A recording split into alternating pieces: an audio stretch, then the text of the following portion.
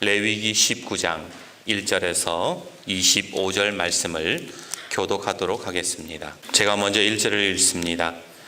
여호와께서 모세에게 말씀하여 이르시되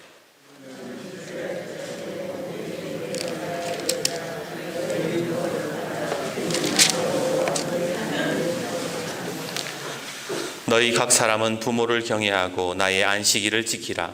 나는 너희의 하나님 여호와이니라.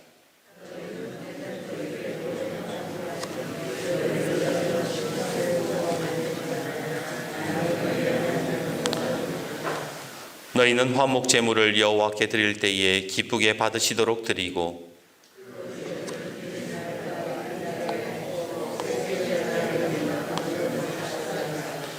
셋째 날에 조금이라도 먹으면 가증한 것이 되어 기쁘게 받으심이 되지 못하고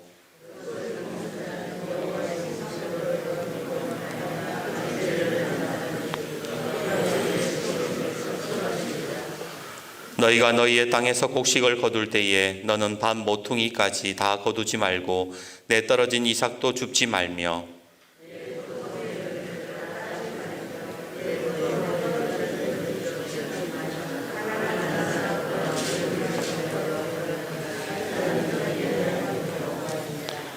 너희는 도둑질하지 말며 속이지 말며 서로 거짓말하지 말며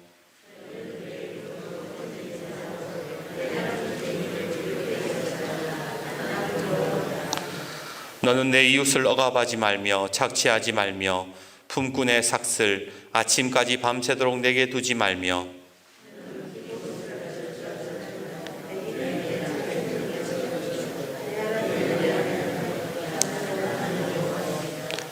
너희는 재판할 때에 불의를 행하지 말며 가난한 자의 편을 들지 말며 세력 있는 자라고 두둔하지 말고 공의로 사람을 재판할지며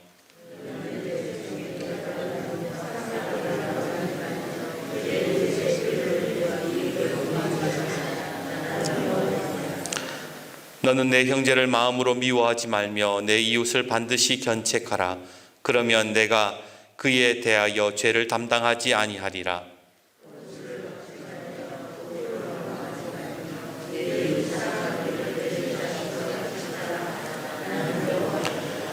너희는 내 규례를 지킬지어다. 내 가축을 다른 종류와 교미시키지 말며 내 밭에 두 종자를 섞어 뿌리지 말며 두 재료로 직조한 옷을 입지 말지며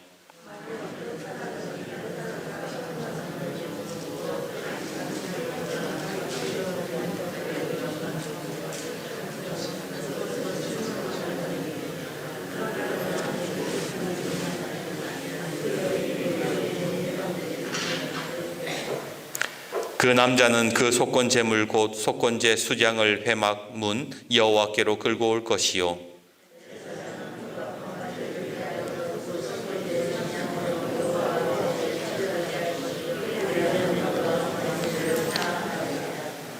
너희가 그 땅에 들어가 각종 과목을 심거든 그 열매는 아직 할례 받지 못한 것으로 여기되 곧 3년 동안 너희는 그것을 할례 받지 못한 것으로 여겨 먹지 말 것이요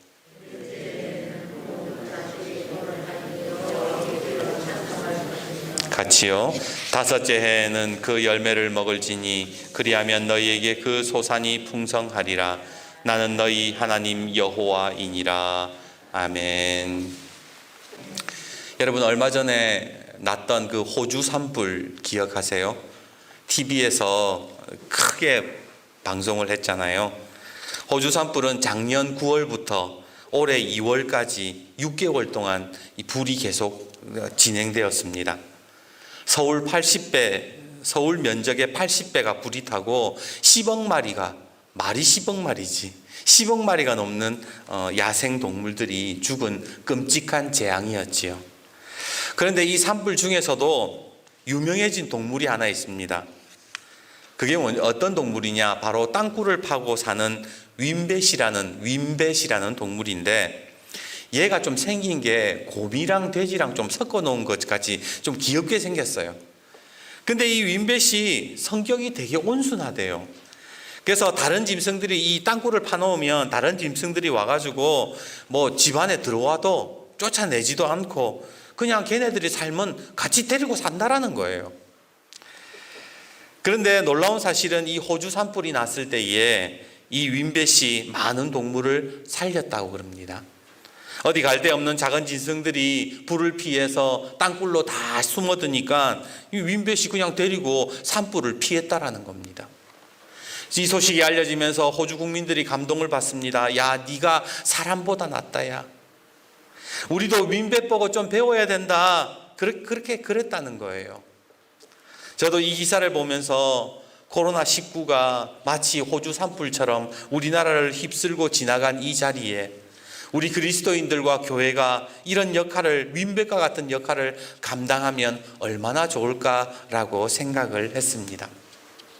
그런데 막상 이런 일들을 우리가 감당해야 되는데 라고 생각하는데 막상 우리 현실은 어떻습니까? 내 코가 석자라는 거예요. 지금 교회들 상황이 어떤지 아십니까? 점점 성도는 줄어가고 목사들은 갈 데가 없대요. 불경기에 교회 예산도 마이너스에다가 예배 잘 드리던 성도들도 예전처럼 이제 신앙생활 하기를 어려워한대요. 다들 처음에는요, 코로나 때문에 교회 가지 못하는 것을 안타까워했는데 몇 달 쉬고 나니까 그렇게 또 편할 수가 없더래요. 이른 아침부터 전쟁 치르듯이 교회 가지 않아도 되고 차량 봉사, 주방 봉사, 스트레스 받지 않아도 되고 얼마나 편합니까? 더 이상 교회에 사람들이 모이려 하지 않는다라는 거예요. 이게 지금 교회의 현실이라는 겁니다. 시간이 갈수록 교회에 대한 희망보다는 부정적인 시각과 불안감이 늘어가고 총회는 아무런 대책도 세워놓지 못하고 있는 상황. 지금 내 코도 석자인데 과연 교회가 무엇을 할 수 있단 말입니까? 이 코로나 시기에 우리가 할 수 있는 게 뭐가 있습니까? 오늘 본문의 이스라엘 상황을 한마디로 표현하면 뭐라고 할 수 있을까요? 바로 내 코가 석자라는 겁니다. 그것도 그럴 것이 지금 이 사람들이 있는 곳이 어디입니까? 바로 광야예요. 광야라는 곳은 사람이 살 수 있는 곳이 아닙니다.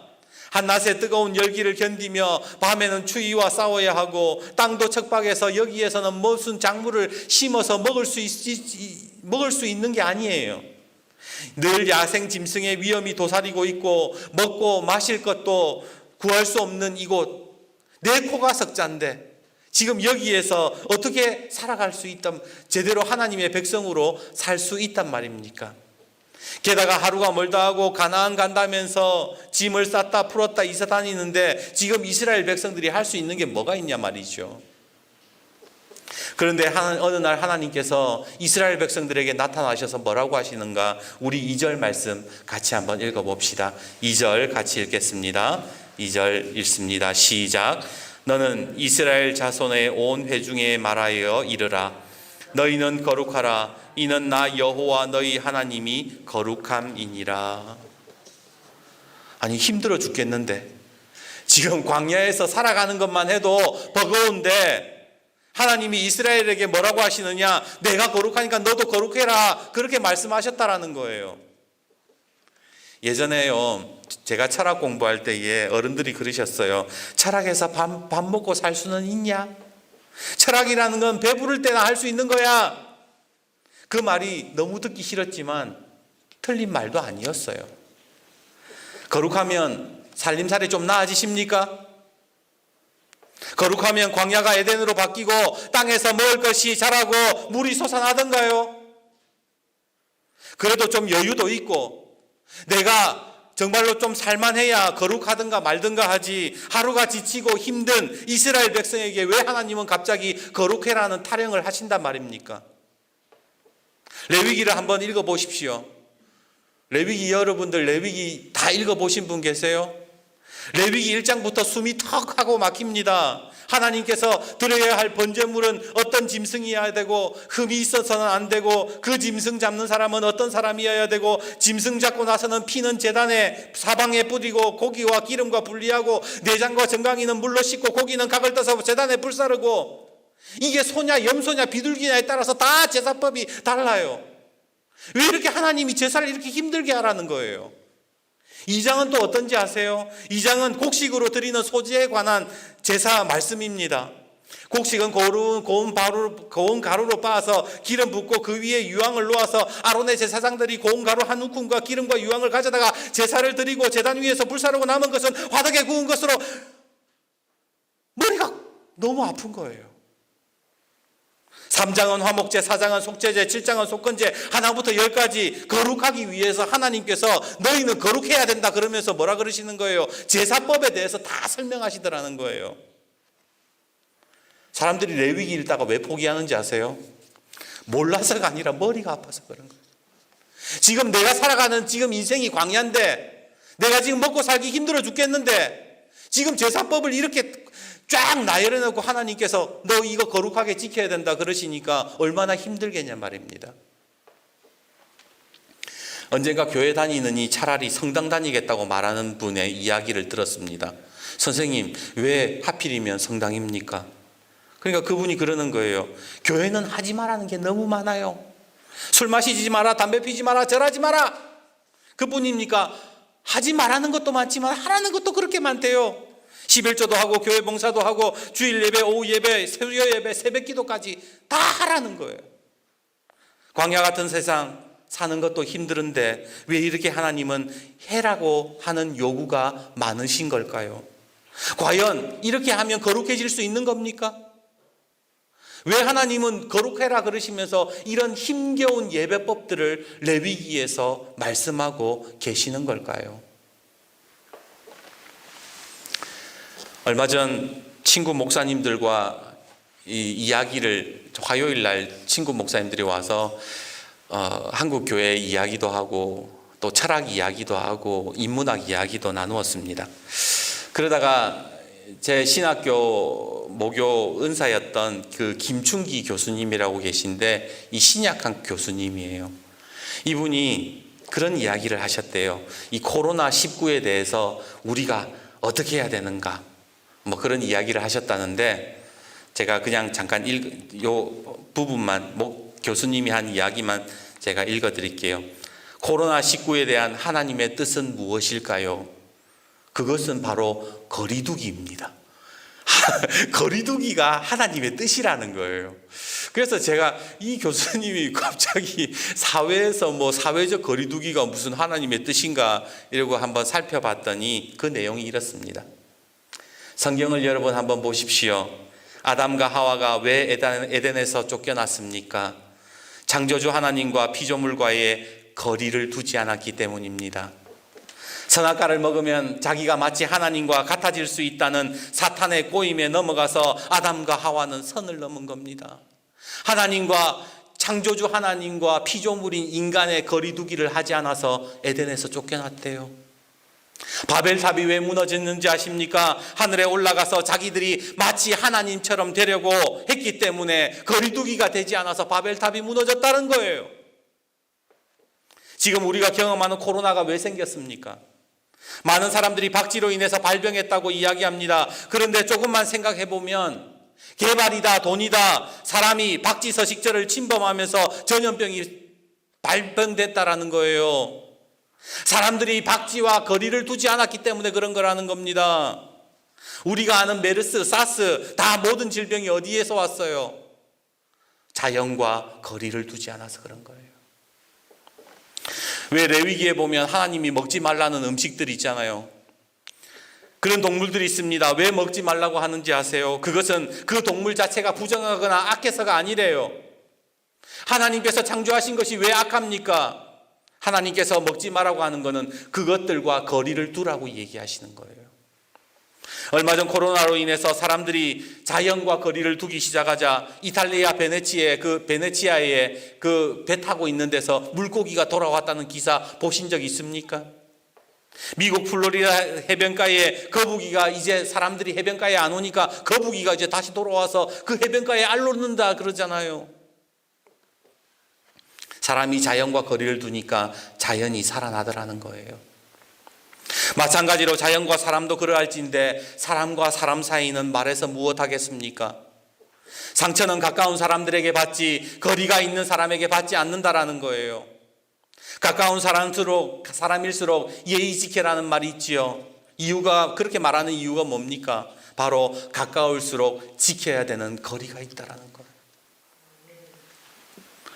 이 교수님이 코로나19 사태를 경험하면서 우리가 지금 되지 않은 것이 무엇인가? 거리두기가 되지 않았다라는 거예요. 하나님과 나와의 거리, 그리고 자연과 사람과의 거리, 사람과 사람과의 거리가 이루어지지 않아서 이 세상이 살기가 힘들어지고 광야가 됐다라는 겁니다. 오늘 주보에 있는 여러분 그림을 한번 보세요. 구스타프 카부요트라는 이 사람의 오르막길이라는 그림입니다. 오른쪽 하단에 보면 제목이 나와 있는데 중년 부부가 오르막길을 탁 이렇게 오르고 있어요. 그런데 참 진짜 부부 같죠. 사람들이 왜 길 지나가다가 부부인지 불륜인지 바로 안다 그러잖아요. 나이가 든 사람들이 손잡고 있으면 저 불륜이다 그러고 멀찌감치 떨어져 가면 저 부부다 이런 이야기 우스갯소리만 하잖아요. 그런데 이 카유보트는 오르막길을 이 부부의 그림을 그리면서 이들이 손을 잡거나 좋다고 껴안지 않고 오히려 한 사람이 들어갈 만한 적당한 거리를 두고 오르막길을 올라가더라는 거예요. 이게 뭐냐? 부부 사이에도 적당한 거리가 필요하다는 거예요. 오르막길을 살아가는 인생 속에서 적당한 거리로 걸어가는 것이 오히려 인생에 안정감을 준다. 그것을 이야기하고 싶었던 거래요. 저는 오늘 말씀을 묵상하면서 깨닫게 되는 것이 하나 있었습니다. 왜 하나님께서 이런 까다롭고 머리 아픈 제사법을 알려주시는가? 왜 레위기의 말씀을 가지고 이렇게 해라 저렇게 해라 이렇게 하면 안 된다 저렇게 해야 된다 라고 말씀하시는 이유가 뭔가? 그것은 바로 창조주 하나님과 우리 사이에 분명한 거리를 두기 위하심이라는 거예요. 나는 하나님이고 너희는 예배할 피조물이라는 것을 분명하게 말씀하시는 겁니다. 저는 오늘 레위기 말씀을 여러분과 나누면서 거리두기라는 말보다 간격이라는 표현을 쓰고 싶어요. 왜 거리둔다 이러면은 좀 부정적이잖아요. 괜히 가까워지고 싶은 마음이 없는 그런 부정적인 느낌을 주기 때문에 오히려 저는 거리두기라는 말보다 간격이 필요하다라고 말씀을 드리고 싶습니다. 하나님께서는 우리가 하나님을 전적으로 신뢰하고 하나님을 가까이 하기 원하시지만 동시에 하나님은 하나님, 사람은 사람, 분명한 간격이 있어야 함을 말씀해 주시는 거예요. 오늘 5절에서 8절 말씀 한번 읽어보시겠습니까? 우리 5절에서 8절 말씀 같이 한번 읽어봅시다. 레위기 19장 5절에서 8절 같이 읽겠습니다. 시작. 너희는 화목제물을 여호와께 드릴 때에 기쁘게 받으시도록 드리고 셋째 날까지 남았거든 불사르라. 셋째 날에 조금이라도 먹으면 가증한 것이 되어 기쁘게 받으심이 되지 못하고 먹는 자는 여호와의 성물을 더럽힘으로 말미암아 죄를 담당하리니 그가 그의 백성 중에서 끊어지리라. 지금 5절에서 8절에 하나님이 뭐라고 얘기하시는가? 하나님 앞에 화목제물을 드리고 난 다음에 남은 것은 먹되 3일째 되는 날에는 더 이상 먹지 마라 그러는 거예요. 한번 생각해 보세요. 광야에 먹을 것도 없어요. 힘들어요. 그 음식 남은 거 좀 보관해 놨다가 계속 먹으면 얼마나 좋습니까? 하나님 앞에 예배는 예배 드리고 남은 것은 우리가 계속 먹을 수 있고 좋잖아요. 그런데 왜 3일째 되는 거 다 먹지 못하는 것은 다 불살라 버리라 그러시는 거예요. 그것은 제물을 하나님 앞에 드린 제물을 계속 아끼다가 왜 여러분 냉장고에 음식 많이 사다 놓다가 결국에는 버리는 거 있죠? 그렇게 더운 날씨에 썩어버리면 어떻게 되겠습니까? 하나님 앞에 드리는 그 성물 자체가 오히려 부정하게 되고 더러워지게 되는 거예요. 그래서 하나님께서는 하나님 앞에 드린 것을 함부로 다루지 말라고 얘기하시는 거예요. 분명한 간격이 있어야 된다. 하나님 앞에 예배 드린 것, 하나님과 사람과에는 분명한 예배에 대한 간격이 있어야 된다. 그러시는 거예요. 11절과 12절 말씀도 한번 읽어봅시다. 11절 12절 같이 읽습니다. 시작. 너희는 도둑질하지 말며 속이지 말며 서로 거짓말하지 말며 너희는 내 이름으로 거짓 맹세함으로 내 하나님 이름을 욕되게 하지 말라. 나는 여호와니라. 하나님이 뭐라고 얘기하시는 거예요? 이 광야 같은 세상에 사람과 사람 사이에 거리 두라는 거예요. 함부로 도둑질하지 말라고 그러는 거예요.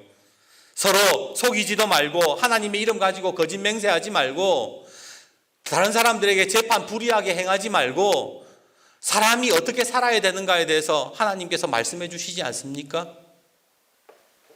이웃 간에도 적당한 거리를 지켜야 하나님 백성으로 거룩하게 살 수 있다라고 주님은 말씀하고 계시더라는 거예요. 19절 말씀도 한번 읽어볼까요? 19절 같이 읽습니다. 19절입니다. 시작. 너희는 내 규례를 지킬지어다. 내 가축을 다른 종류와 교미시키지 말며 내 밭에 두 종자를 섞어 뿌리지 말며 두 재료로 직조한 옷을 입히지 말며. 현대과학은 요즘 유전자 조작 이야기가 많이 하고 있지요. 병충해에 더 강한 식물을 만든다, 더 많이 생산하기 위해서 유전자 조작한다는 말들이 있습니다. 이제 유전자 조작은요, 콩, 닭 이런 거, 애완동물 이런 거를 넘어서서 이제는 중국에는 유전자 조작 아기도 만든대요. 왜 유전자 조작을 하는지 아세요? 결국에는 돈 때문인 거예요. 인간의 욕심 때문인 거예요. 더 많이 생산하고 더 많은 것들을 얻기 위해서 유전자 조작하는 거예요. 그런데 문제는 뭐예요? 이 유전자 조작하는 것의 위험성을 아직 현대과학이 풀어내지 못한다라는 겁니다. 유전자 조작 음식을 먹으면 어떤 병에 걸리는지, 어떤 부작용이 있는지, 유전자 조작으로 태어난 아기가 어떤 인생을 살아갈지 아무도 모른다라는 거예요. 과학은 선을 넘고 있습니다. 하나님, 창조주 하나님과 인간 사이에 그 선을 넘고 하나님처럼 되려고 하고 있지 않습니까? 그런데 오늘 하나님께서 레위기에 뭐라 그러시는가? 하나님이 만드신 창조물을 함부로 대하지 말고 거리를 지켜라. 자연과의 거리를 지켜야 된다라고 말씀하고 계시더라는 거예요. 그래서 오늘 레위기 19장의 말씀을 한 단어로 요약하면 이렇습니다. 하나님과 사람, 사람과 사람, 자연과 사람, 이 모든 것에는 분명한 간격이 있어야 된다라고 주님은 말씀하고 계시더라는 거죠. 이게 레위기 19장의 말씀인 거예요. 근데 여러분, 오늘 19장 2절에 하나님께서 그러잖아요. 너희는 거룩하라. 나 여호와 하나님이 거룩하다. 내가 거룩하기 때문에 너희는 거룩해야 된다. 그런데 간격을 지키는 것과 거룩함에 무슨 차이가 있는 겁니까? 예배를 이렇게 드리는 것이 거룩해지기 위해서 이렇게 예배를 드리라고 하나님 얘기하시잖아요. 자연과 거리를 두고 사람과 사람 사이에 분명한 간격이 있어야 된다. 그렇게 말씀하시는데 도대체 이것과 간격과 거룩함이 무슨 차이가 있냐라는 겁니다. 여러분, 거룩하다라는 말은요, 히브리 원어를 찾아보면 카도시라고 해서 구별한다, 따로 떼어 놓는다라는 뜻을 가지고 있습니다. 생각해 보세요. 따로 떼어 놓는다는 게 뭐예요? 거리를 둔다라는 거예요. 같이 한데 뭉쳐가지고 그냥 있는 것을 따로 떼어 놓는 거예요. 따로 떼어 놓는다는 게 뭐예요? 간격을 둔다라는 거예요. 그게 거룩이라는 거예요. 오늘 하나님이 나도 거룩하니 너희도 거룩해야 된다고 말씀하시는 이유가 뭔가? 바로 하나님과 사람 사이의 간격이 거룩이기 때문에 그런 거예요. 우리는 세상적인 것들과 거리를 두는 것, 이것만이 거룩하다라고 생각하지만 그렇지 않습니다.